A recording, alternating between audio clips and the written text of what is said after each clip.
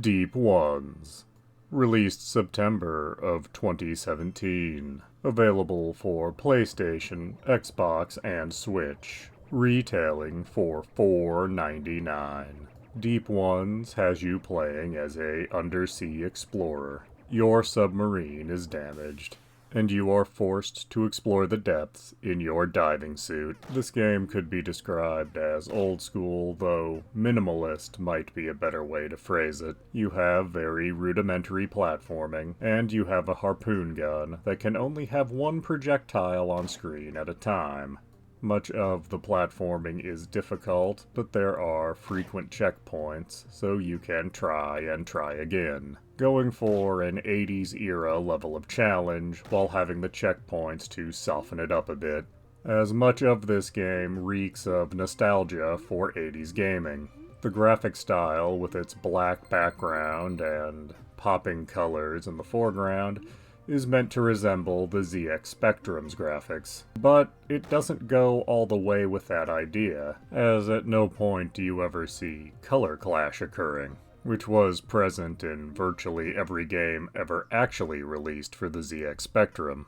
So you march forward in the world of Deep Ones, gradually getting deeper into the ocean, starting out fairly mundane, where your only threats are bottomless pits and various sea life. Occasionally you'll see evidence of gigantic and truly monstrous sea life. Then you begin to encounter the undead in the form of pirates. And before long, things go full H.P. Lovecraft, which you probably guessed given the title of Deep Ones.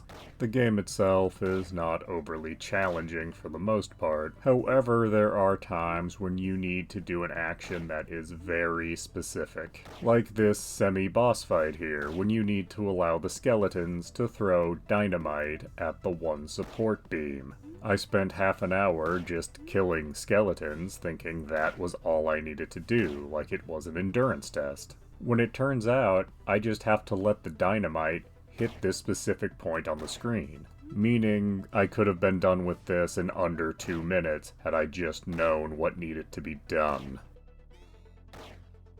So, is Deep Ones worth your time and money? Well, being a game that only cost $5, it's a little hard to say no. But on the other hand, it's also only about a 2.5 hour experience. And ironically, for a game named Deep Ones, this game is anything but deep. And even if you have a huge level of nostalgia for the 80s games this is trying to play tribute to, I really don't think this is really worth your time and money. So no, I say pass on Deep Ones. I also want to point out that this game was formerly available on PC through Steam, but has been delisted, and I cannot find any reason as to why it has been delisted by Steam.